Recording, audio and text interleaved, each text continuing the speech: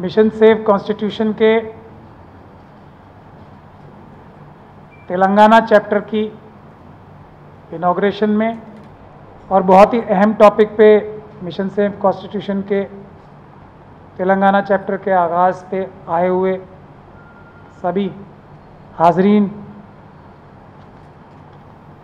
बिलखुसूस DISE पे मौजूद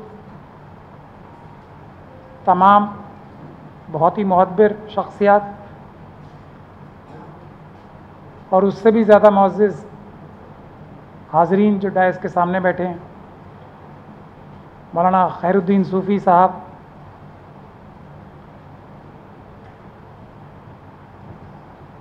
सतीश साहब, क्रांति कुमार साहब, मोहम्मद शोहद साहब, उसैद जाबरी साहब, वजी आज़मी साहब, ऑफ कोर्स रघुनाथ साहब, मुज़फ़्फ़रुल्लाह ख़ान साहब, शकील साहब, शीबा साहिबा, माजिद साहब,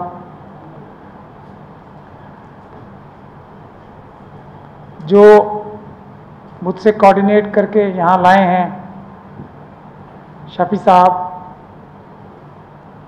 और आप सभी लोगों को अस्सलाम वालेकुम रहमतुल्लाह, जय भीम।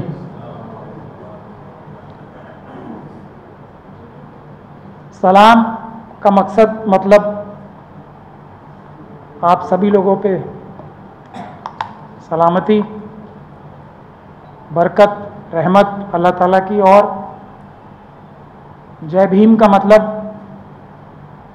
भारत के संविधान को जो बाबा साहब डॉक्टर भीमराव अंबेडकर ने मनुस्मृति जला के बनाया था, क्योंकि वो इसमें सभी को इंसाफ और बराबरी दिलाता है। जय भीम से मेरी मुराद वो, इसीलिए जय भीम करते हैं हम हर जगह। हाज़रीन, मुझे शुरू में ही ज़्यादा खुशी होती अगर ख़वातीन की तादाद ज़्यादा होती। आज ये बहुत बड़ी तादाद में लोग आए हैं। उसकी वजूहात ये हैं कि ख़वातीन अगर आगे आएंगी तो पूरा घर आगे आएगा। और CA/NRC के प्रोटेस्ट में हमने पूरे मुल्क में देखा कि जहानत में, बहादुरी में मर्दों से आगे थी। तो एक चीज़ की कमी खल रही है मुझे कि ख़वातीन की तादाद कम है। तो इसका मतलब मिशन सेव कॉन्स्टिट्यूशन को यहाँ और ज़्यादा मेहनत करनी पड़ेगी, और ख़वातीन अगर बड़ी तादाद में आ गई तो मिशन सेव कॉन्स्टिट्यूशन यहाँ कामयाब हो जाएगा।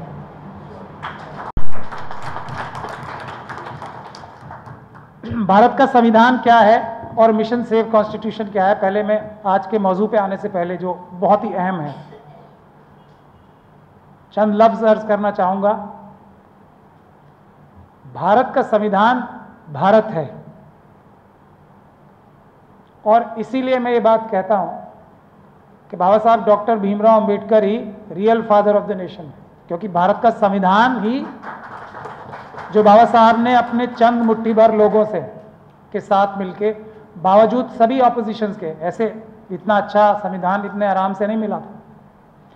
ऐसी आवाज़ें थीं कि, और बहुत सारी कास्ट का नाम लेते हुए बड़े बड़े लीडरान के जो मनुवादी मानसिकता के थे, ये बयान थे कि एक वोट ये मतलब कपड़े सिलने वाले, जूते बनाने वाले, हल चलाने वाले, इन लोगों को वोट दिया जाएगा क्या? ऐसी सोच के बावजूद अगर एक वोट का हक इंडिया में यानी कि भारत में सबको मिला है तो बाबा साहब डॉक्टर भीमराव अंबेडकर और उनकी मुट्ठी भर टीम की बदौलत है। और इस बात में मैं बिलखुसूस फ़ख्र महसूस करता हूं कि जब मनुवादी ताकतों ने बाबा साहब डॉक्टर भीमराव अंबेडकर को कॉन्स्टिट्यूएंट असेंबली में जाने से रोक ही लिया था, तो मुस्लिम कम्युनिटी ने, जिससे मैं भी आता हूं, उनको कॉन्स्टिट्यूएंट असेंबली में भेजा, और उसके नतीजे में आज ये इतना अच्छा संविधान, वरना नहीं होता।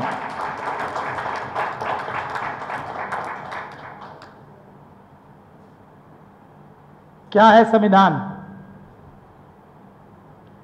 आप लोगों को पता है कि कुछ 100-200 साल पहले राजा ही मालिक होता था पूरे मुल्क का, यही निजाम था। पूरे मुल्क का मालिक राजा होता था। इस संविधान ने क्या दिया, इस मुल्क के हर एक बाशिंदे को इस मुल्क का राजा बनाया, एक वोट की ताकत हर एक को देके। तो इस देश के मालिक, इस देश की जनता, एक एक अवाम इसका बराबर का मालिक है। ये है भारत का संविधान। इसीलिए भारत जो है भारत का संविधान ही है।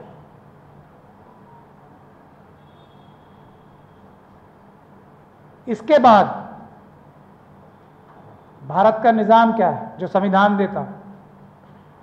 मुल्क के मालिक अवाम हैं और ये 4 तरह के नौकर ब्रॉडली इस निजाम का हिस्सा हैं। पहले नौकर, अपने से ही शुरू करता हूं मैं, जुडिशियल सिस्टम से, जजेस। जो जुडिशियल निजाम है, जजेस, supreme court of India Bharat की जनता के नौकर हैं। सारे जजेस सुप्रीम कोर्ट के, हाई कोर्ट के, डिस्ट्रिक्ट कोर्ट्स के भारत की जनता के नौकर हैं। इनको एक सर्विस दी गई है कि आप इंसाफ करोगे। सरकार भी, जो चुनी हुई सरकार है, जो दूसरे किस्म के नौकर हैं, वो भी कोई गलत काम करें, संविधान के दायरे से बाहर जाएं, तो आप उस काम से उनको रोकोगे। ये है पहले किस्म के नौकर। दूसरे किस्म के नौकर हैं टेम्पररी वाले, 5 साल ज्यादा से ज्यादा, जो prime minister, ministers, chief ministers, state ministers, MP, MLA, corporators, panchayat के सदस्य, यहां म्यूनिसिपल कॉरपोरेशन के जो मेंबरान हैं, ये भी नौकर हैं, टेम्पररी नौकर हैं। ये बात आम इंसान को समझना बहुत जरूरी है। ये जो नौकर हैं वो मालिक बन रहे हैं और मालिकों को नौकर बनाने की कोशिश कर रहे हैं। इसीलिए मिशन सेव कॉन्स्टिट्यूशन की जरूरत पड़ रही है।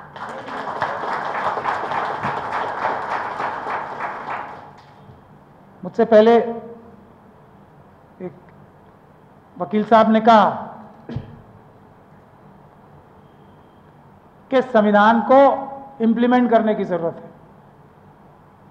और संविधान तो है ही, मतलब ये चीज तो कभी शक के दायरे में आनी नहीं चाहिए थी। लेकिन आज जब कोशिश ये की जा रही है कि बाबा साहब ने जिस मनुस्मृति को जला के भारत का संविधान बनाया था, उस भारत के संविधान को जला के खत्म करके मनुस्मृति लागू दोबारा कराई जाए, इसीलिए मिशन सेव कॉन्स्टिट्यूशन की जरूरत पड़ रही है। मनुस्मृति लागू कराने का क्या मतलब है? वोट देने का हक तो भूल ही जाइए, मालिक बनने का हक तो भूल ही जाइए, आपको प्रॉपर्टी रखने का हक नहीं होगा, आपको पढ़ाई लिखाई करने का हक नहीं होगा, आपको सड़कों पे चलने का हक नहीं होगा, पब्लिक बिल्डिंग्स में जाने का हक नहीं होगा, आपको पानी पीने का हक नहीं होगा कॉमन प्लेसेस से, आपको रहने का हक नहीं होगा कॉमन प्लेसेस में, गांव और शहर से बाहर।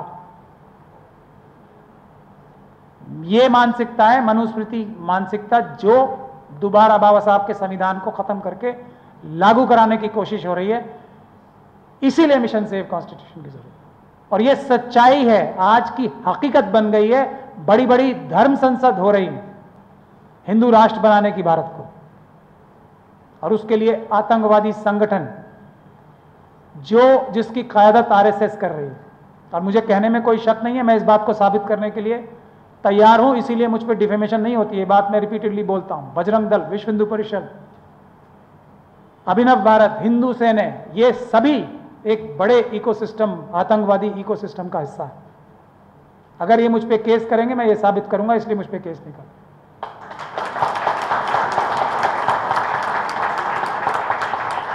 वो क्या कर रहे हैं? दूसरे किस्म के नौकर जो मैंने आपको बताया ना, ये कैसे नौकर हैं? ये आते हैं ना हर 5 साल बाद एक लंबी फेरिस्त एप्लीकेशन लिस्ट मैनिफेस्टो की शक्ल में, मैं ये करूंगा, चांद सितारे तोड़ के लाऊंगा या लाऊंगी, मेहरबानी करके मुझे ये नौकरी करने का मौका दे दो। आप देते हो? नौकर नौकरी करने का धोखा देके प्रधान सेवक तक धोखा करते हैं। प्रधान सेवक ही बोलते हैं ना अपने आप को प्रधानमंत्री जी। मैं कोई गलत बात नहीं कह रहा हूं, और मैं इसलिए बात बार बार जोर से कसदन कह रहा हूं कि ये आम इंसान को, जो मुल्क का मालिक है, उसको इसकी आदत डाल लेनी चाहिए। रोजमर्रा की जबान में भी ये सब हमारे नौकर हैं। ये टेक्निकली, ये स्ट्रैटेजिकली, और ये मुल्क की हिफाजत के लिए, मुल्क की मजबूती के लिए जरूरी है। तीसरे किस्म के नौकर हैं, वो थोड़े लंबे टाइम के नौकर होते हैं, जो 20-20, 25-25, 30-30 साल तक, और आजकल तो एक्सटेंशन ले लेके बहुत ज़्यादा लंबे टाइम तक भी, जो ब्यूरोक्रेसी है, जो एग्जीक्यूटिव है एक तरह से, वो भी अप्लाई करते हैं ना। आप तो जाके किसी को बुला के लाते नहीं, भाई आ जाओ। अप्लाई करते हैं, एग्ज़ाम देते हैं, बड़ी मेहनत मशक्कत करते हैं पब्लिक सर्वेंट बनने के लिए। तो साहब कहना उन्हें बंद करना चाहिए, नौकर कहना शुरू करना चाहिए। ये बुनियादी बात है जो हमें, सारा मसला ही उल्टा वहां से हो रहा है ना, कि मालिक जो है नौकरों को साहब इज्जत देनी चाहिए नौकरों को, मैं मना नहीं कर रहा हूं, लेकिन ये याद दिलाते हुए कि तुम नौकर हो, बावजूद इसके हम तुम्हें इज्जत दे रहे हैं, ये बात नहीं भूलने देनी चाहिए नौकरों को। आज क्योंकि हम लोग बाशऊर लोग हैं, तो देश की जनता तो बहुत रहमदिल, बाशऊर, डिसिप्लिन, ये सब है, तो नौकरों को साहब कहना शुरू कर दिया, वो साहब बन ही गए है। नहीं, हम कह रहे हैं, ये याद दिलाना हर रोज हर घंटे जरूरी है, हर मिनट नहीं। तो जब मुलाकात हो तब याद दिलाना जरूरी है, जब आमना सामना हो तब जरूरी। फिर चौथे किस्म के नौकर हैं, आजकल वो भी पूरी तरीके से क्रिमिनल हो चुके हैं, वो है प्रेस। प्रेस के पास भी ताकत है। बहुत सारे लोगों को हैरानी होती है कि वो कैसे नौकर है, उन्हें हम क्या देते हैं। जो प्रेस है उसको ये ताकत है, वो किसी के आगे भी माइक रख सकता है, किसी से भी सवाल कर सकता है, जवाब हासिल कर सकता है। ये ताकत कम है, ये ताकत हम प्रेस को देते हैं। ये हमारे मुखबिर हैं। आप दूसरे किस्म के मुखबिर जानते हो ना, सब शेड्यूल कास्ट, शेड्यूल ट्राइब और मुस्लिम और माइनॉरिटीज के एरिया में दूसरे किस्म के मुखबिर ज्यादा लोग जानते हैं। ये प्रेस हमारी मुखबिर है, देश के मालिकों की। अब मुखबिरी अच्छे काम की करने की, कि ढूंढ के लाएं कौन सा हमारा ये 3 नौकरों में से कौन सा नौकर चोरी कर रहा है, वो हमें बताएं। आज क्या काम कर रहे हैं, बाकी तीनों नौकर अगर कुछ चोरी कर रहे हैं तो उनके साथ मिलकर ये भी चोरी कर रहे हैं, साजिश कर।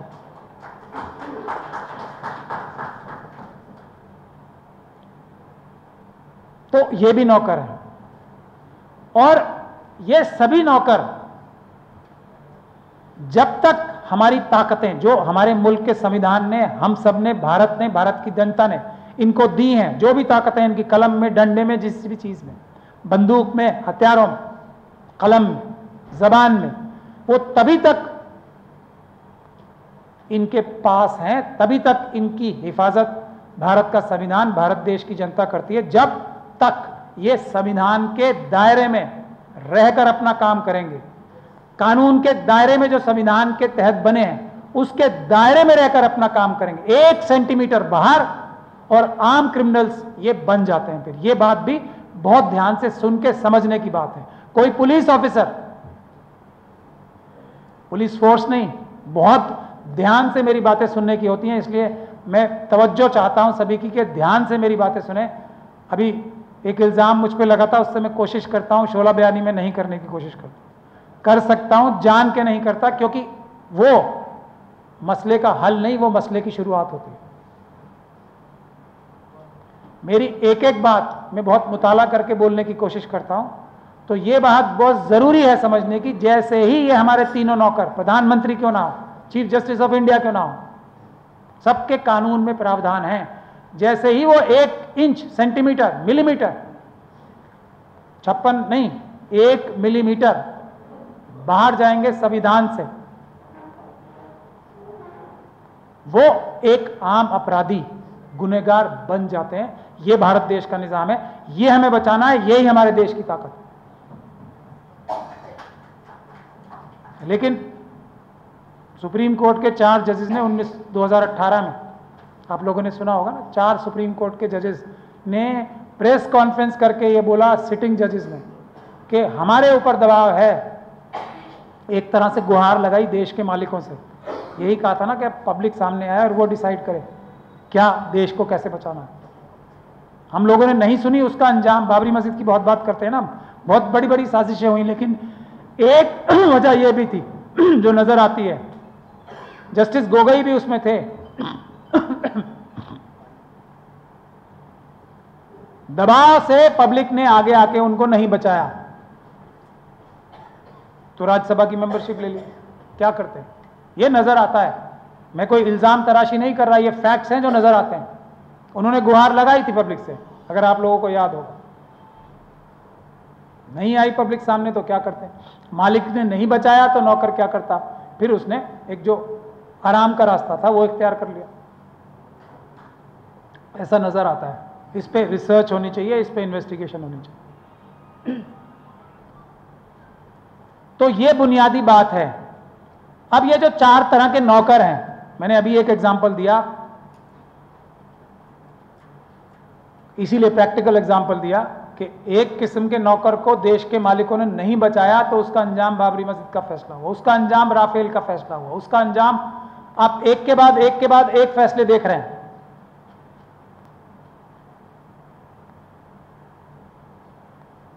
और धमकाना शुरू कर दिया है सभी इंस्टीट्यूशंस को, एक तरफ कैरेट और एक तरफ स्टिक वाली पॉलिसी। ये जो मनुवादी मानसिकता के आरएसएस और बीजेपी के लोग हैं, जिनका काम, मेरा तो खुला खुला इल्जाम इन पे रहता है कि ये मुल्क को कमजोर कर रहे हैं चाइना और पाकिस्तान से मिलके। इसीलिए मनुवादी मानसिकता के गुजराती बिजनेसमैन, चाइना के साथ ट्रेड पॉलिसी हमारी सुपर कॉम्प्रोमाइज ट्रेड पॉलिसी है।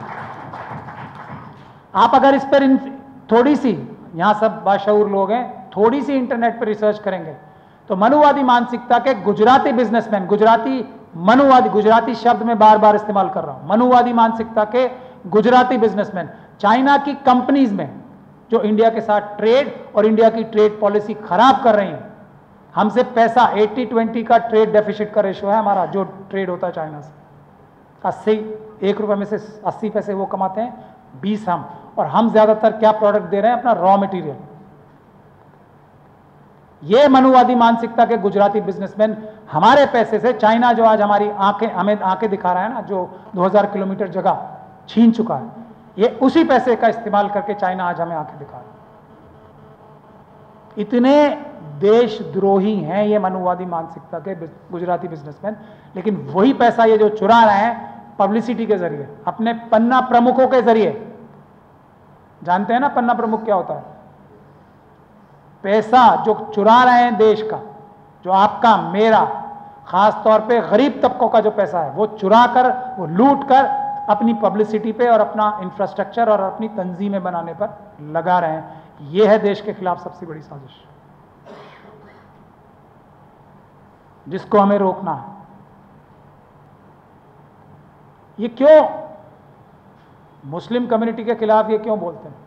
एक वजह पॉलिटिकल है, वोट मिलते हैं पोलराइज करके। दूसरा वजह जिससे चाइना और पाकिस्तान को फायदा होता है। 57 मुल्क हैं दुनिया में मुस्लिम, और वो बहुत अच्छे ताल्लुकात हैं भारत से उनके। हमारी जो इकोनॉमी है उन पे बहुत ज़्यादा डिपेंडेंट है, तेल की वजह से भी और दूसरे ट्रेड की वजह से। उस इकोनॉमी को, भारत की जो वेल्थ है उसको डिस्ट्रॉय करने के लिए ये हिंदू मुसलमान का झगड़ा करते हैं। ये भी एक एंगल है जो इन्वेस्टिगेट होना चाहिए। कल को अच्छी सरकारें आएंगी तो ये सारे एस्पेक्ट इन्वेस्टिगेट होंगे, और जो टेररिस्ट ऑर्गेनाइजेशंस हैं उनको टेररिस्ट ऑर्गेनाइजेशन ही घोषित किया जाएगा। आज भी हम कानून के जरिए से उस काम के लिए दिन और रात लगे हुए। उसी तरीके से क्रिश्चियन से तो इतनी ज्यादा पोलराइजेशन नहीं होती ना, फिर भी क्रिश्चियंस की चर्च क्यों जलाते हैं? क्यों ग्राहम स्टेन्स, ये सब, ये टेररिस्ट ऑर्गेनाइजेशंस क्यों करती हैं? कि पूरे दुनिया में जो भी क्रिश्चियन मजहब के मानने वाले लोग हैं, वो वहां पे एक पब्लिक ओपिनियन बने और वो इंडिया के खिलाफ पब्लिक ओपिनियन बने। और इंडिया अगर कमजोर होता है तो किस कंट्री को सबसे ज्यादा फायदा होता है? चाइना। क्या कर रहे हैं ये जो डेकेड्स 2010 के बाद से इंडिया के डेकेड्स थे, ये पूरे 2014 के बाद से अब तक जो बर्बाद किए हैं इन्हीं आतंकवादी संगठनों ने किए हैं। चाइना को वरना डाउन ट्रेंड होना चाहिए था और हमारा वर्टिकल अप ट्रेंड होना चाहिए जो देश में सिर्फ एक आदमी का हुआ है, अडानी का। जिस स्पीड से पूरे देश को आगे बढ़ना चाहिए था, उस स्पीड से सिर्फ मनुवादी मानसिकता के गुजराती लॉबी ने देश में सिर्फ एक आदमी को ऊपर बढ़ाया। उससे पूरे देश का हक लूटकर एक आदमी पे लगाया है, और वो एक आदमी इन्हीं का फ्रंट है, अमित शाह साहब का और मोदी जी का। उन्हीं का पैसा है, ये अडानी कुछ नहीं है, एक मोहरा है।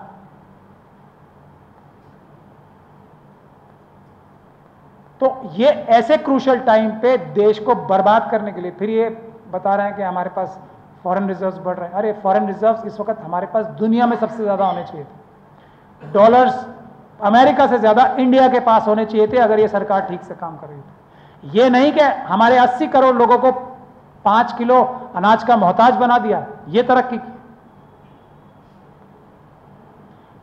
इंडिया में, भारत में अंग्रेजों के आने से पहले वो मुसलमानों का राज नहीं था, ये भी मैं आपको क्लियर कर दूं। राजाओं का राज था, पर वो मुस्लिम धर्म के मानने वाले थे। अगर वो इस्लाम धर्म के पक्के मानने वाले होते तो अलाउद्दीन खिलजी, जिसने मंगोलों की फौज को रोका था, बाबर, ये नाम लेते हैं ना बहुत सारे लोगों के, अकबर, औरंगजेब, एक फरमान जारी करते, किसकी मजाल थी जो छुआछूत कर जाता एक फरमान के बाद। यहां टीपू सुल्तान साहब से क्यों दुश्मनी उनकी, किया था ना फरमान जारी, सबको मानना पड़ा था, ये दुश्मनी। लेकिन मैं ये कहता हूं कि अगर वो इस्लाम मजहब के मानने वाले पक्के होते तो एक फरमान अलाउद्दीन खिलजी 13वीं शताब्दी में जारी करता कि आज से मुल्क में छुआछूत खत्म। किसकी मजाल थी जो चूं भी कर जाता, थी किसी की मजाल? नहीं किया। तो ये है कि वो पक्के मुसलमान या इस्लाम मजहब के पक्के मानने वाले नहीं थे, क्योंकि इस्लाम ने जो सोशल रिस्पॉन्सिबिलिटी, रोजा, नमाज, हज, ज़कात जो है, ये हम अपने फायदे के लिए करते हैं मुसलमान। अल्लाह का जो काम है वो इंसाफ और बराबरी कायम करना है, जिसके लिए जो रसूलुल्लाह ने हमें सिखाया, सबके बीच में इंसाफ और बराबरी से कायम करना। यही है भारत का संविधान, जो बाबा साहब डॉक्टर भीमराव अंबेडकर ने आर्टिकल 14 रखा। वो तो नहीं किया ना उन्होंने। अब मैं ये भी कहता हूं शायद उसकी सजा है जो हम लोग भुगत रहे हैं, वो गलती की सजा ये है जो जुल्म और ज्यादती मुस्लिम कम्युनिटी पे हो रही है, उसको दुरुस्त करने के लिए हम लोगों को मेहनत करनी चाहिए। जो जितना बड़ा मजलूम है उसका, किसी की भी मदद का, किसी भी की भी जद्दोजहद का मुस्तहिक सबसे पहले वो है, जितना भी बड़ा जो मजलूम है, नंबर 1 मजलूम की मदद करना। हर एक, मैं तो मुस्लिम हूं तो मुसलमानों की एंगल से ही बता सकता हूं, मेरा सबसे बड़ा अवलीन फर्ज यह है कि जो सबसे बड़ा मजलूम है उसकी मदद पहले, और जो उससे कम उसकी मदद बाद, कोई भी हो। तो ये मैं बता रहा था कि अंग्रेजों के आने से पहले ऑलमोस्ट 25 से ज्यादा %, 1/4 ऑफ वर्ल्ड्स वेल्थ, पूरी दुनिया का जो वसाइल समझ लीजिए या जो भी वेल्थ थी वो भारत के पास थी। यह है भारत की ताकत अंग्रेजों के आने के बाद से, क्योंकि वो एक एक्सप्लॉइटेटिव गवर्नमेंट थी, वो यहां से लूट के बाहर ले जा रहे थे। तो ये कमोबेश 3% हो गई है। आज तक दुनिया की वेल्थ का 3% भारत के पास है। ये संविधान ऐसा है कि ये वापस उसको 25% की जगह पे ले जा सकता है। ये संविधान ऐसा है, इसीलिए इसको बचाने की जरूरत है।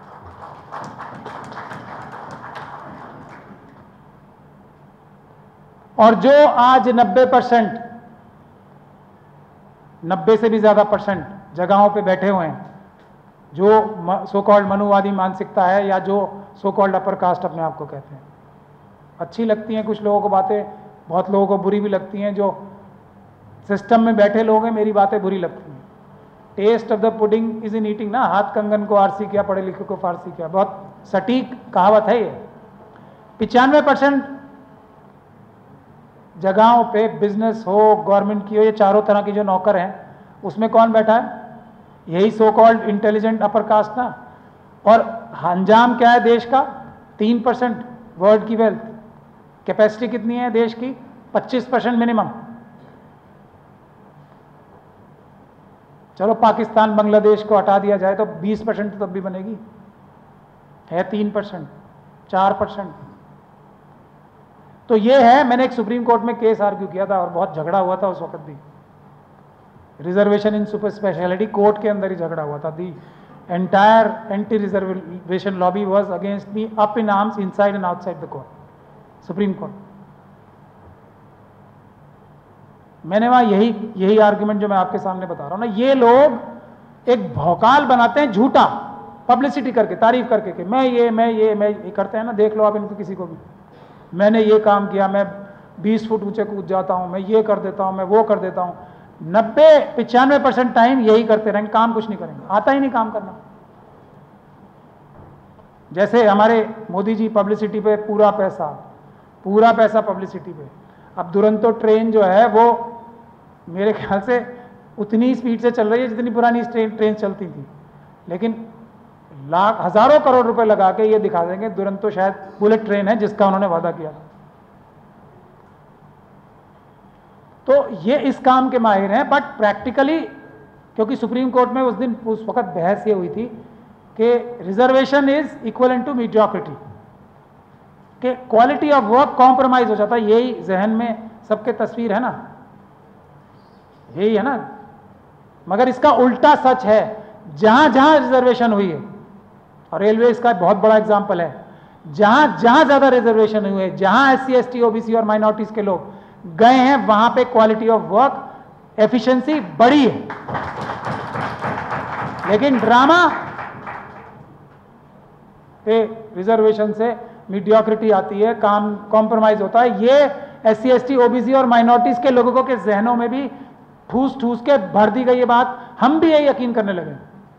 और है इसका बरक्स, ये है RSS, ये है मनुवादी मानसिकता, जो हजारों साल तक लोगों को इस बात पे कन्विंस करके रख सकती है मानसिकता कि आप लोग पैदाइश सेवा करने के लिए हुए हो, एक मुट्ठी भर लोगों की पैदाइश ही इसलिए हुई, हमारा जन्म ही इसलिए हुआ है। इससे बड़ा झूठ हो सकता है कुछ?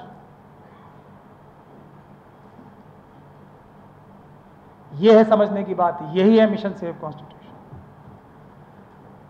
अब मिशन सेव कॉन्स्टिट्यूशन के बारे में कुछ कहना चाहूंगा, और उससे पहले आज के टॉपिक पे कुछ लफ्ज। हमारे देश में ये मनुवादी मानसिकता ने, RSS ने, BJP ने और उनकी एलाइड फोर्सेस ने हर एक इंस्टीट्यूशन कॉम्प्रोमाइज कर लिए। जो मैंने जुडिशरी का एग्जांपल दिया, वही एग्जांपल हर जगह लागू हो रहा है। सुप्रीम कोर्ट बावजूद इसके कि कॉम्प्रोमाइज पोजीशन में लाने की कोशिश हो रही है, खुलेआम धमकियां दी जा रही हैं, आज से नहीं, बहुत पहले से। पहले भी ऐसे होता था, लेकिन इस मिकदार में, इस लेवल पे कभी नहीं हुआ जो अब हो रहा है। CBI हो, इलेक्शन कमीशन हो, CVC हो, कोई ऑर्गेनाइजेशन हो, कोई स्टैट्यूटरी या कॉन्स्टिट्यूशनल पोस्ट हो, उसके ऊपर दबाव बनाया जा रहा है। किस बात का? कि तुम गलत काम करोगे, इस बात का दबाव बनाया जा रहा है। वो काम करोगे जो कि संविधान के खिलाफ है, जो नैतिकता के खिलाफ है, जो मोरालिटी के खिलाफ है, जो सच नहीं झूठ है, वो काम करोगे। जो अच्छाई नहीं लूट है, वो काम करोगे। और सतपाल मलिक जैसे कुछ लोगों की जमीन अगर जाग जाए कि तो चुप रहोगे। ये फोन करके एग्जीक्यूटिव हेड जो है कंट्री के, देश के सबसे महत्वपूर्ण पद पे जो बैठे हैं, प्रधानमंत्री जी बोलते हैं चुप रहोगे।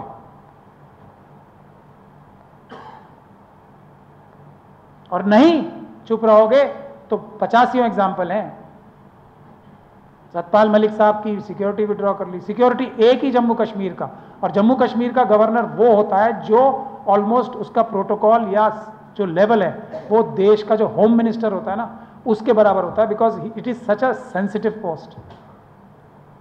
उस अकेले एक ही हिस्ट्री ऑफ इंडिया में, इंडिपेंडेंट इंडिया में एक ही व्यक्ति की सिक्योरिटी जो है इतनी कम है, सतपाल मलिक साहब की। क्यों? क्योंकि उन्होंने जमीर का मुजाहरा किया। और जमीर के बरखिलाफ हैं ये लोग। ये एंटी ज़मीर, एंटी ईमान, एंटी इंसानियत ही मानसिकता है, मनुवादी मानसिकता। तो इस तरीके से गवर्नर के पोस्ट में ये बताने की कोशिश कर रहा हूं कि हर इंस्टीट्यूशन आज दबाव में है। सुप्रीम कोर्ट के 4 जजेस ने क्या कहा? मालिक आए और नौकरों की मदद करें। तो पहला काम मिशन सेव कॉन्स्टिट्यूशन का वो था जो मैंने अभी आपके सामने अर्ज किया कि मालिक को मालिक, देश का निजाम कॉन्स्टिट्यूशन से चल रहा है जो बाबा साहब ने बनाया है अपने मुट्ठी भर साथियों के साथ। वो लोगों को प्रैक्टिकली समझाना कि जमीन पे, घर में, रोजमर्रा की जिंदगी में संविधान की क्या अहमियत है और कैसे संविधान का इस्तेमाल करके हम एक खुशहाली की जिंदगी जी सकते हैं, कैसे चोरी डकैती लूट भी रोक सकते हैं, ये अडानी अंबानी जैसे लोगों की भी, प्रधानमंत्री तक की, कैसे जजेस को मजबूर कर सकते हैं कि वो सही काम करें, संविधान के अंडर रह के काम करें, कैसे अपने लोकल पुलिस ऑफिसर्स को, जो दूसरे प्रशासनिक अधिकारी होते हैं, उनको मजबूर करें। और आज के दौर में तो प्रॉब्लम एक और भी है ना, जो ईमानदार अधिकारी हैं कहीं के भी हों, उनको साइडलाइन, पुलिस ट्रेनिंग स्कूल, लंबी लीव पे मजबूर किया जाता है। जो टेंडेंसी के होते हैं या बन जाते हैं भ्रष्ट टेंडेंसी के, उनको जो सो कॉल्ड मलाईदार पद होते हैं ना, ये कॉनोटेशन है, वेट और ड्राई पोस्टिंग। जो लोग सरकारी अमलों से वाकिफ होंगे, वेट और ड्राई पोस्टिंग होती है नहीं होती है? क्या होती है भाई? पोस्टिंग तो पोस्टिंग होती है, वेट और ड्राई क्यों? तो ड्राई पोस्टिंग पे ईमानदार लोग होते हैं, ये भी हमें आइडेंटिफाई करने का मौका है। और वेट पोस्टिंग पे जो लोग करप्ट बुनियादी तौर पे हैं या करप्ट बनने पे मजबूर हो जाते हैं, वो वेट पोस्टिंग्स पे रहते हैं। तो इसीलिए भी सिस्टम और खराब हो रहा है। तो मेरा कहने का जो मतलब है आपसे, मिशन सेव कॉन्स्टिट्यूशन का काम यह है कि हर एक नागरिक को, खास तौर पे जो कमजोर तबके हैं, SC, ST, OBC और माइनॉरिटीज के लोग, उनको पहले तो देश का निज़ाम इस तरीके से समझाया जाए कि वो प्रैक्टिकली उसका इस्तेमाल करके अपने हकूक हासिल कर सकें और देश को संविधान के हिसाब से चला सकें। चलवा सके की बात नहीं कर रहा हूँ, चला सके की बात कर रहा हूँ। इसमें भी फर्क है, ध्यान से सुनने का फर्क। नौकरों से चला सके और नौकरों से चलवा सके, नौकरों का कान पकड़ के वो काम करवा सके। अब कान लिटरली नहीं पकड़ना है, संवैधानिक तरीके से पकड़ना है, वो मैं भी अर्ज करूंगा।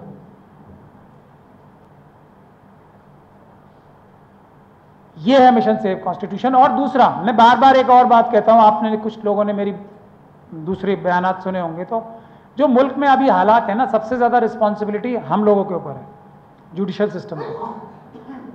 हम भी जुडिशल सिस्टम का हिस्सा हैं और वकील जो हैं जुडिशल सिस्टम का सबसे अहम मजबूत हिस्सा हैं। हमारी लोगों की ढाल की वजह से जजेस का वक़ार होता है, हम वकीलों की ढाल की वजह से जजों की इज्जत पूरी देश करता है, पूरी दुनिया करती है। हमारी इतनी इंपॉर्टेंस है बाहर की, कोई जज को जज नहीं समझेगा। हम ही माई लॉर्ड कराते हैं ना, क्लाइंट को बोलते हैं नहीं नहीं जज साहब हैं, ऐसे चुपचाप खड़े रहो, ऐसे नहीं, ये सब है ना, ये एक सिस्टम का हिस्सा। हम ही जजेस की रिस्पेक्ट क्लाइंट्स में, आम पब्लिक में बनवाते हैं और हम ही ढाल हैं जुडिशल सिस्टम को बचाने की।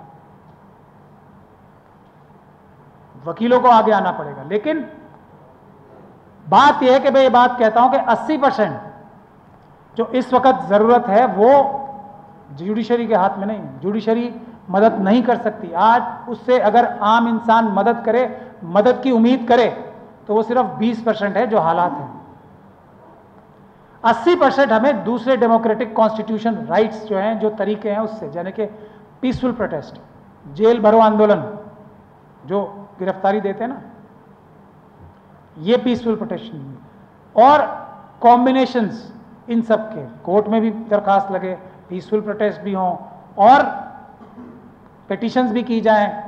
दूसरी जो कमज़ोर तबके हैं उनसे भी अलायंसेस किए जाएं, उनके साथ सिम्बायोटिक रिलेशंस बनाए जाएं, ताकि कमज़ोर की मदद करके एक दूसरे की ताकत बने, जो संविधान का तरीका है। तो उसको करने के लिए मिशन सेव कॉन्स्टिट्यूशन काम करना चाहता है। और उसी के लिए आज मुझे खुशी है कि तेलंगाना में भी एक चैप्टर हमारा खुल रहा है, और इस टॉपिक से खुल रहा है कि हमें जुडिशरी को बचाना है। जजेस के ऊपर किसी भी तरीके का हमला पूरा देश बर्दाश्त नहीं करेगा। ये हमने आज तेलंगाना के इस मंच से ही, हम इस सेमिनार से ही ऐलान कर रहे हैं। मैं कर रहा हूं और आप लोगों से गुजारिश करूंगा, जो लोग मेरी बात से इत्तेफाक रखते हो तो हाथ उठा के उसकी तायीद करें। अभी नहीं, अभी मैं प्रपोजल तो दे दूं। प्रपोजल ये है, पहले ही शुरुआत, अब के बाद से, आज के बाद से अगर जुडिशरी को, जजेस को डराने की, धमकाने की या किसी दूसरे तरीके की इन्फ्लुएंस देने की भनक भी देश के मालिकों या जनता को, यानी कि जनता को लगी, तो जनता है सड़क पे आएगी और अपने जजेस को हिफाजत करेगी, दबाव से भी और लालच से। हम पूरे मुल्क में प्रदर्शनों की लाइन लगा देंगे अगर जजेस के ऊपर कोई भी इस तरीके का हमला किया गया। अब मैं आपसे चाहता हूं कि आप इस पे वोट दें। हम जेल भरो आंदोलन लागू कर देंगे। कितने लोग मेरी बात से इत्तेफाक रखते हैं? मेरे ख्याल से 100% लोग रख रहे हैं इत्तेफाक। अच्छा, बाहर से दो हाथ, शुक्रिया शुक्रिया। दूसरा, अब जुडिशरी के पास तो हम जब जाएंगे जुडिशरी के पास जाते क्यों हैं, जजेस के पास क्यों जाते हैं? कि ज़्यादातर लिटिगेंट, जो सबसे बड़ी लिटिगेंट देश में है, वो सरकार ही है। सरकार के खिलाफ ही शिकायत होती है या सरकारी मालिकों के खिलाफ अपनी शिकायत करती है। दूसरा भी, अगर हमारी किसी से इख्तिलाफ होता है तो जजेस के पास हम कब जाते हैं? जबकि कोई आपस में गड़बड़ी हो। सरकार कोई काम, जैसे ज़्यादातर केसेस इस बात के होते हैं कि जो ऑफिसर्स को काम करना है संविधान और कानून की रूह से, वो नहीं कर रहे, उसकी शिकायत लेके तो कोर्ट जाते हैं। अगर मिशन सेव कॉन्स्टिट्यूशन अपनी तंजीमें ब्लॉक लेवल पे, डिस्ट्रिक्ट लेवल पे, स्टेट लेवल पे और नेशनल लेवल पे बनाए, जो मौके पे मौजूद रह के, यह तत्काल संविधान का जो हमारा कॉन्सेप्ट है, तत्काल संविधान, मौके पे मौजूद रह के, अगर कोई, सबसे जो आम बात है ना, पुलिस की ज्यादती होती है, पुलिस के भ्रष्ट अधिकारी राजनीतिक दबाव में आके जो गलत काम करते हैं, उसके लिए मौके पे ही हमारी टीम पहुंचे और रोके उन्हें। आपने बहुत सारे एग्जाम्पल्स देखे होंगे हमारी टीम के, और भी लोगों के, और मेरे भी वीडियोस देखे होंगे बहुत। हम लोग क्या करते हैं? हम लोग जाके कोई जबरदस्ती करते हैं? हम सिर्फ इतना कहते हैं कि जो कानून कहता है, जो सीआरपी कहती है, सीआरपीसी कहती है, जो दूसरे कानून कहते हैं, उसके हिसाब से आप कुछ करेंगे, उसके अलावा हम आपको नहीं करने देंगे। जो मेरे ऑफिस में 15 घंटे 16 घंटे रेड हुई थी ना, 200 आर्म्ड क्रैक कमांडोज ने की थी, सिर्फ दो ही चीजें थी वहां पे जो बचाई हमें। एक अल्लाह का दिया हुआ हौसला, और दूसरा भारत का संविधान। हम डरे नहीं।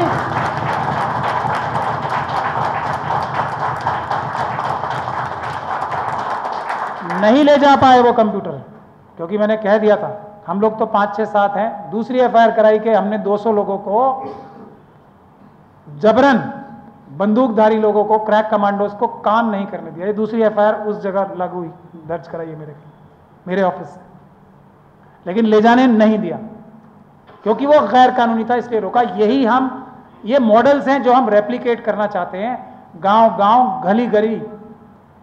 अगर ये हम करने में कामयाब हो गए तो 2 फायदे होंगे इसके। एक तो नौकरों को पता लग जाएगा कि वो नौकरी में बंधे हुए हैं मालिकों के साथ, जो उनके टर्म्स एंड कंडीशंस है ना, उसी के हिसाब से काम कर सकते हैं। दूसरा, एक उससे भी बड़ी मदद जो होगी वो ये है कि जो हमारे इलेक्टेड रिप्रेजेंटेटिव्स है ना, उनके ऊपर हमारी डिपेंडेंस इतनी ज़्यादा बढ़ गई है कि वो अपना आपा खो गए। कोई भी हो वो, बहुत लोगों को बुरी लगती है मेरी बातें, वो साहब बन गए, सब हैं नौकर साहब। अब साहब को हम फ़ोन कर रहे हैं कि ये पुलिस आ गई है हमारी माँ बहन बेटियों के साथ, और ये ज़्यादातर SC ST OBCs के साथ और माइनॉरिटीज़ के साथ ज़्यादा होता है। ये ज्यादती कर रही है, गैर कानूनी कर रही है, हम लोगों का तो कुछ लेना देना ही नहीं है। तो साहब कहते हैं चलो मैं देखता हूँ। साहब के पास क्या ताकत होती है? साहब के पास वो ताकत है जो आपने दी है, वो आपकी ही आवाज़ है, आपका भोंपू है सिर्फ वो, और कोई ताकत है नहीं उनके पास। मैं संवैधानिक व्यवस्था में बता रहा हूँ आपको, ताकत जो है ना कलम की, बेसिक ताकत, वो है एग्जीक्यूटिव के पास, सरकारी अफसरों के पास। तो वो MLA की जगह आप अगर 100 लोग जाके मिशन सेव कॉन्स्टिट्यूशन के अगर खड़े हो जाएंगे कि भाई साहब ज़रा CRPC फॉलो करोगे, जिसके एग्जाम्पल्स हम सेट कर रहे हैं, कुछ और नहीं करोगे। ये मिशन सेव कॉन्स्टिट्यूशन है, इसको हम तत्काल संविधान सुरक्षा कहते हैं। और हमारा जो मोटो है वो ये है, घर घर संविधान, संविधान से हर समाधान। ये तो हो गया थोड़ा हिफाजती और मैं एक ज़्यादा लंबा टाइम नहीं है आज, इसलिए मैं आपको एग्जाम्पल्स दे के समझा रहा हूँ। दूसरा एग्जाम्पल जो हमारे SC ST OBC और माइनॉरिटीज लोगों के साथ होता है, एकलव्य वाला जो सिस्टम है ना, एकलव्य की कहानी तो सबने सुनी हुई है ना, जो सबसे ज्यादा काबिल हो उसका अंगूठा काट लो। उस जमाने में बेवकूफ बना के काटा था, इमोशनली ब्लैकमेल करके, आज डायरेक्टली बोल के काट लो। तो जहां भी इंटरव्यूज होंगे किसी भी जॉब के, अब एडहॉक दिल्ली में अभी परसों तरसों ही एक एडहॉक टीचर ने, बेचारे OBC का था वो, उसने आत्महत्या कर ली क्योंकि 10-12 साल से वहां पढ़ा रहा था। अब पैसे लेके या वैसे ही उसकी जगह किसी और को अपॉइंट कर लिया, यानी कि 12 साल से वो बेवकूफ़ी कर रहा था ना, उसको नहीं आता था पढ़ाना। 12 साल तक उसको एडहॉक इलीगली रखा, और ऐसे हजारों केस हैं दिल्ली में ही। मुझे उम्मीद है पूरे मुल्क में लाखों केस होंगे इस तरह से। एडहॉक सिस्टम जो चल रहा है आजकल, फ्रॉड सिस्टम, चोरी का सिस्टम है ये, मैं फिर कह रहा हूं, ऑन रिकॉर्ड कह रहा हूं, ये बेईमानी का सिस्टम है एडहॉक सिस्टम। और जो कानून है इसका एडहॉक रखने का, मुश्किल से 2-3 महीने का है, ज़्यादा से ज़्यादा 4 महीने का है, लेकिन 20-20, 15-15 साल रख लेते हैं एडहॉक, गुलाम बना के रखते हैं ना। तो ये उसमें बेचारे ने आत्महत्या कर ली। अब हमारा मिशन सेव कॉन्स्टिट्यूशन क्या करेगा, जब ऐसा कोई इंटरव्यू हो रहा होगा वहां पे जाके 100-200 लोग खड़े रहेंगे बाहर कि इंटरव्यू ठीक से लेना, हम खड़े हैं बाहर, तब एकलव्य नहीं बनेंगे हमारे लोग। तीसरी चीज, जो सरकार बजट पास करती है कोई, ये MP MLAs का रोल होता नहीं, कम करना है उनका रोल, क्योंकि वो आपे से बाहर हो रहे हैं। सरकार बजट पास करती है और बजट भेजती है अलग अलग हेड्स में, RTI के जरिए या दूसरे तरीकों से आप पता कर ही सकते हैं किस हेड में हमारे एरिया के क्या क्या काम कराने का आया है।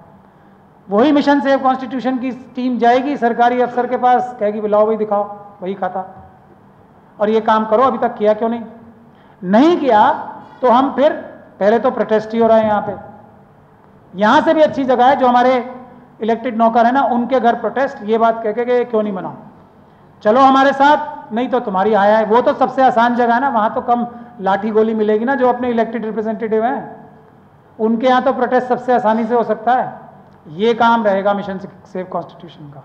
सबकी गलियां बनेंगी, सबके जो स्कूल बनेंगे, सबको स्कूलों में एडमिशन मिलेंगे, सबको जो बेनिफिट्स होते हैं स्कूलों के या हॉस्पिटल्स के, किसी का मोहताज नहीं रहना पड़ेगा कि मैंने फ़ोन कर दिया चले जाना उस हॉस्पिटल में। यही है ना, यही हो रहा है ना। जैसे उन्होंने खुद ही अपने बाप दादा के पैसों से शायद कोई हॉस्पिटल बना लिया या स्कूल बना लिया, हमारा ही माल और हमारे ऊपर ही एहसान। तो ये खत्म होगा, सब काम हम खुद करेंगे। तब जो सबसे बड़ा इसका फायदा होगा ओवरऑल, वो ये होगा कि राजनीति में जब ये पता लग जाएगा ना कि धंधा बंदा नहीं होने वाला भैया, माल कमाने का स्कोप खत्म है, ये तो खुद ही जाके अपने काम करा रहे हैं, हमारे ऊपर डिपेंडेंस खत्म हो गई, तब ईमानदार लोग इस नजरिए से, आज क्या हो गया नजरिया, पॉलिटिक्स में जाऊंगा करोड़ों रुपए कमाऊंगा, इस नजरिए से कोई पॉलिटिक्स में नहीं जाएगा। सेवा करने के लिए ही, मेहनत करने के लिए, लोगों की फलाह बहबूद के लिए, कॉन्स्टिट्यूशन को अपहोल्ड करने के लिए ही लोग राजनीति में आएंगे, तब देश को सही लीडरशिप मिलेगी।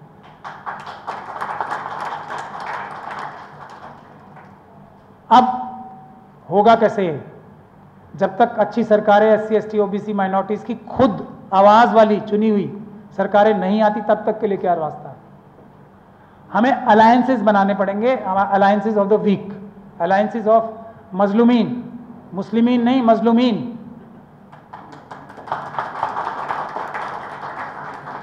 एक चीज यही ठीक कर ले तो बहुत बड़ा मैसेज जा सकता है। मैं तो बहुत बार रिक्वेस्ट, सजेशन सब दे चुका हूं कि मुस्लिमीन से अच्छा मजलूमीन रहेगा। आज फिर पड़ोस में आके गुजारिश कर रहा हूं, शॉर्ट फॉर्म तो चेंज नहीं होगी ना, मुस्लिम की जगह मजलूमीन। तो मेरी करबद्ध, हमारे नॉर्थ से तो ऐसे ही करबद्ध निवेदन करते हैं ना, करबद्ध निवेदन है, इस पे गौर फरमाएं जरा। खैर,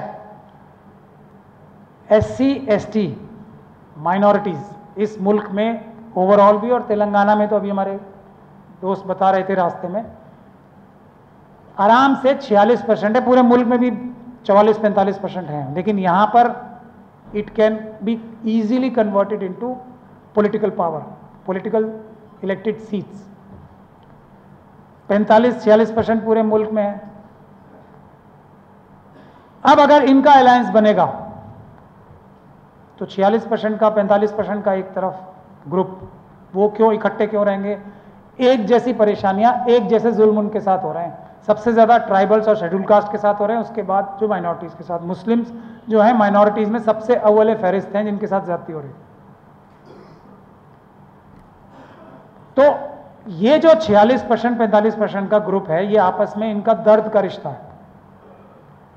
दर्द के रिश्ते के साथ साथ हमें और भी रिश्ते बनाने पड़ेंगे, उस पर मैं अभी आता हूं 1 मिनट में। एक तरफ ये 46% 45% हो गए मजबूती से खड़े, जिनको दर्द एक दूसरे के साथ बांध रहा है। बावजूद सब मनुवादी साजिशों के बाद दर्द एक ऐसी ताकत है हमारी, और मैं बार बार कहता हूं कि फौजों के बीच में ना, धड़ों के बीच में पावर, अलग अलग ताकतें होती हैं, अलग अलग कमजोरियां होती हैं। मनुवादियों की ताकत है छल कपट, धोखा, एस्टैब्लिशमेंट पे कब्जा। ज़ायनिस्ट फोर्सेस की भी यही ताकत है, पैसा। हमारी ताकत है हमारे नंबर्स, हमारी ताकत है इंसाफ, हमारी ताकत है हमारी बराबरी, हमारी ताकत है हमारी सच्चाई और नंबर्स। तो 46% जब एक तरफ होंगे तो जो हमारे भाई बहन है ना ओबीसी के, उस तरफ जाएंगे वो 15% या 12% जितने भी हैं, 12 ही होंगे लेकिन बोलते वो 15 हैं। कई लोग बार 20 भी बोल लेते हैं, 80-20 जब करते हैं वो। तो वहां वो जाएंगे तो उनको क्या कहा जाता है? शूद्र।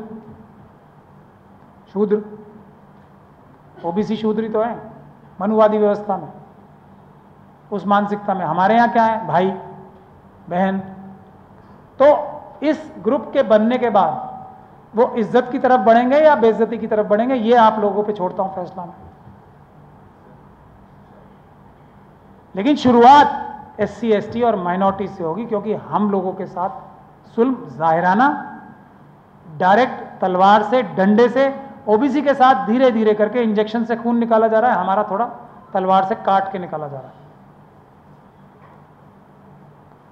तो ये कॉम्बिनेशन बनाने के लिए अब प्रैक्टिकल सोल्यूशन पे आना चाहिए। क्यों होंगे भाई? एक तो दर्द का रिश्ता है ही। तो उसके लिए जो मेरी तजवीज़ है आप लोगों के साथ, और ये सब काम मिशन सेव कॉन्स्टिट्यूशन करेगी, छोटे से छोटे लेवल पे और हाईएस्ट लेवल पे, नेशनल लेवल पे। यही हमारा ड्रीम समझ लें या हमारी प्लानिंग समझ लें।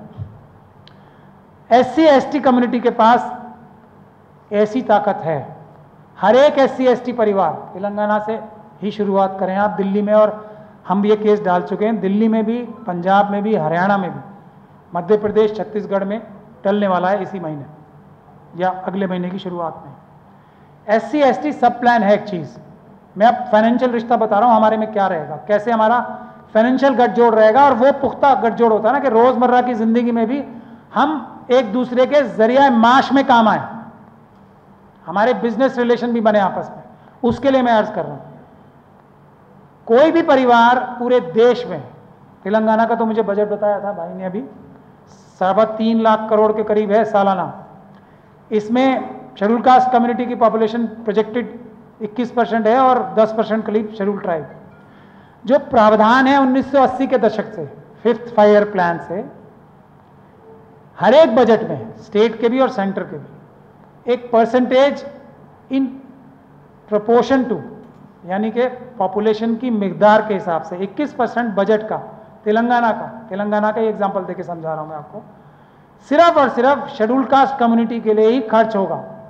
और उसमें सड़कें बनाना ये सब काम नहीं होंगे, जो स्पेसिफिकली उन्हीं के लिए खर्च हो सकता है सिर्फ और सिर्फ। ये भारत का प्रावधान है, संविधान का, कानून का, ये एक स्कीम है। अब अगर वो 1 साल में खत्म नहीं हुआ तो वो कैरी फॉरवर्ड होगा जितना बच जाता है, और उस साल भी नहीं हुआ तो अगले साल जाता है। ये 1985 के दशक से, 1980 के शुरू के दशक से आज तक किसी भी देश की सरकार ने, किसी भी स्टेट गवर्नमेंट ने, किसी भी सेंट्रल गवर्नमेंट ने ये काम किया ही नहीं है। तो उनका वो पैसा एक्यूमुलेट होके आज इतना हो गया है कि तेलंगाना में हर एक शेड्यूल कास्ट परिवार जो है करोड़पति होगा, क्योंकि सरकारें कोई स्कीम तो चला नहीं रही डायरेक्ट हमारे अकाउंट में ट्रांसफर करने की। अगर हम मुहिम छेड़ें शेड्यूल कास्ट और इसी तरीके से शेड्यूल ट्राइब भाइयों के साथ 10% का उनके लिए रिजर्व है, एक्यूमुलेटेड होके इतना हो गया है कि हर एक परिवार शेड्यूल कास्ट और शेड्यूल ट्राइब का करोड़पति होगा। ये आंदोलन में हम उनका साथ दें। इसी तरीके से मुस्लिम कम्युनिटी का मैं बताना चाहता हूं कि वक्फ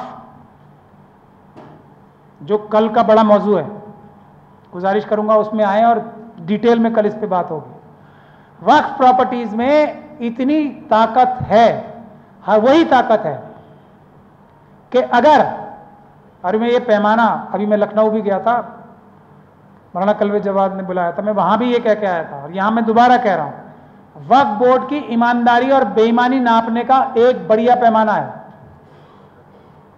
पूरे मुल्क में, अगर आपके स्टेट से ही लेते हैं, चलिए यहां पे हूं तो यहीं के स्टेट की बात करें, पूरे मुल्क में यही हालत है। अगर हर मुस्लिम परिवार करोड़पति नहीं है, इसका मतलब वक्फ बोर्ड चोरी कर रहा है। और कोई इंडिकेटर नहीं चाहिए, इतनी कैपेबिलिटी है वक्फ में। कल इस पे मैं तफसील से बात करूंगा। तो वक्फ में इतनी कैपेसिटी है और उसके अलावा फिर हमारी जो school, college, business houses, malls, ये भी बनेंगे। ये सब उसी पैकेज का एक हिस्सा होगा। जिस स्टेट में ऐसा नहीं हो रहा, मतलब चोर हैं, चोर हैं, चोर हैं। करें डिफेमेशन मैं साबित करूंगा।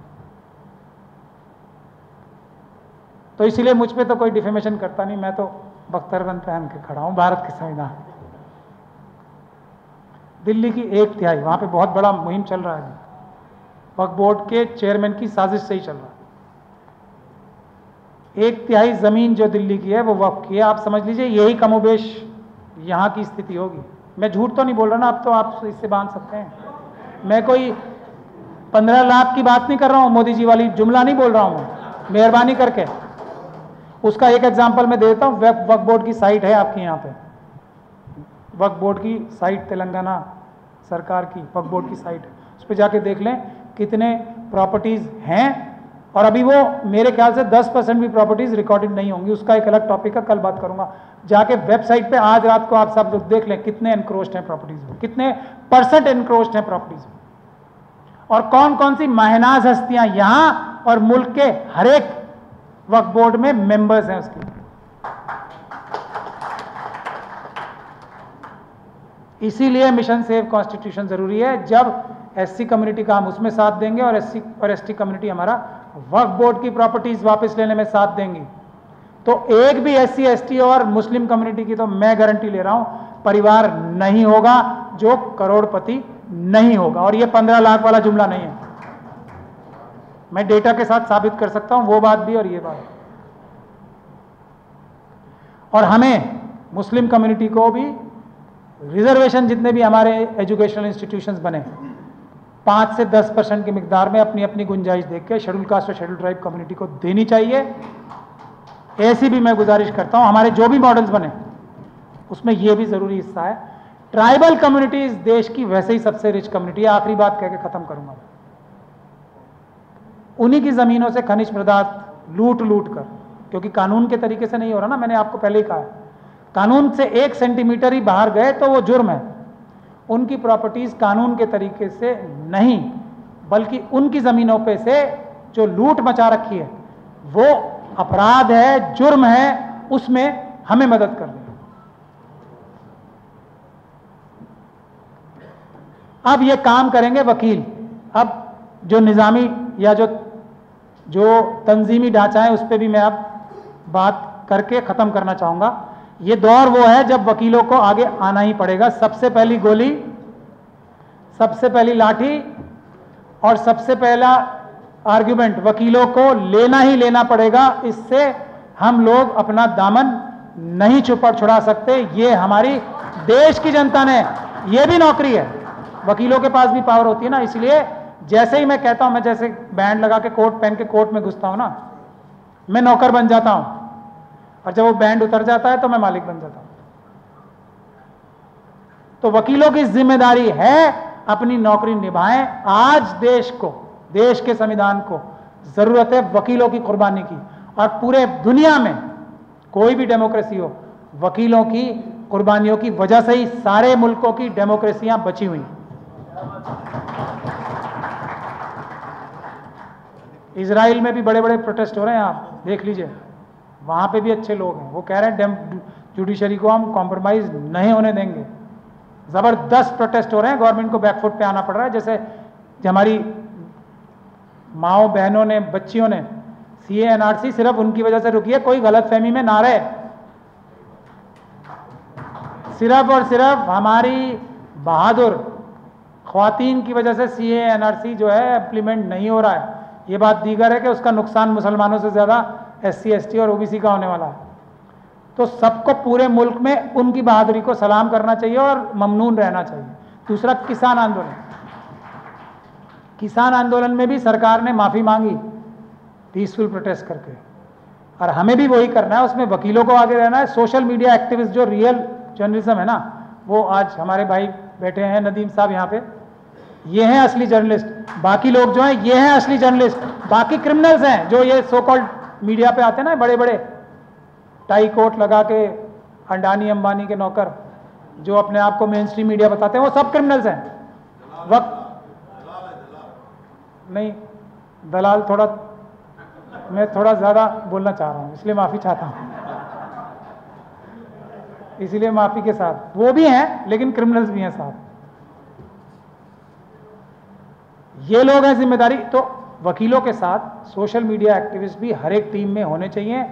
एससी, एसटी और माइनॉरिटीज़ के लोग बराबर की मिकदार में होने चाहिए। पोस्ट भी उसी मिकदार में बंटनी चाहिए, क्योंकि जो इक्विटेबल रिप्रेजेंटेशन है ना, वो सोल है डेमोक्रेसी की। जो पदों का जो बंटवारा होना चाहिए ना, हर लेवल पे, ज़मीन से लेकर आसमान तक, वो बराबर पे नंबर्स की मिकदार के हिसाब से होना चाहिए।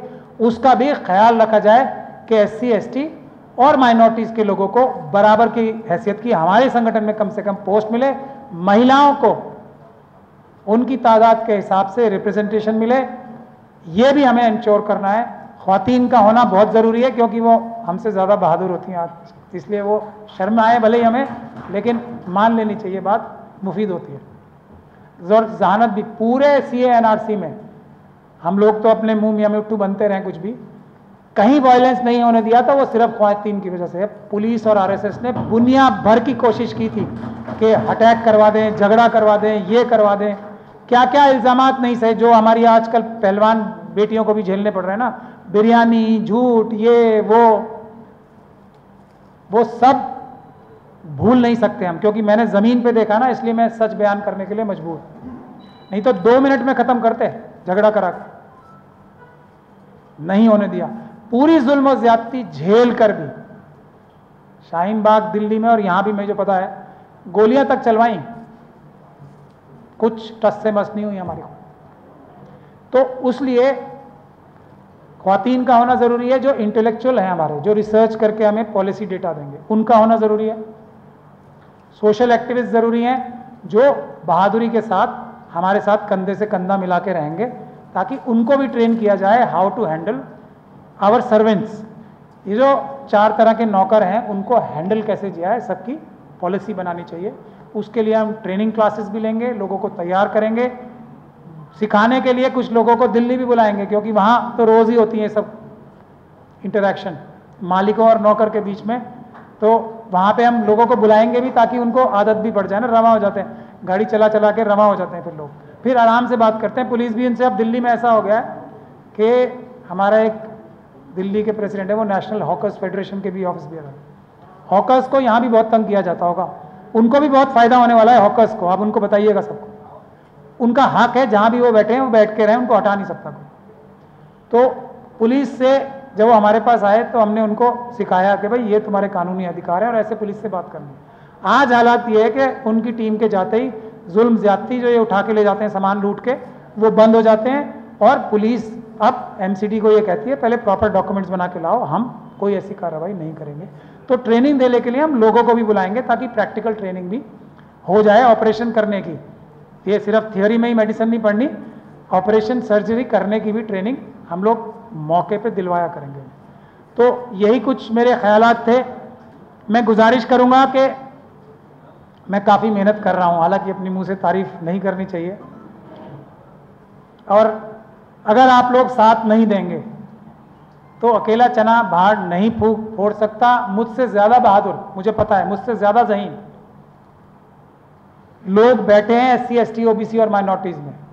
अल्लाह ताला उन्हें सिर्फ सामने नहीं ला पा रहा, तो अल्लाह से भी मैं दुआ करता हूँ, आप लोगों से भी गुजारिश करता हूँ कि आप लोग सामने आएँ, तेलंगाना का काम मजबूती से संभाल लें, तेलंगाना को मिशन सेव कॉन्स्टिट्यूशन का एक ऐसा मॉडल बनाएं जो कि पूरे मुल्क के लिए मिसाल हो। बहुत बहुत शुक्रिया। अल्लाह हाफिज़। जय भीम, जय भारत, जय संविधान।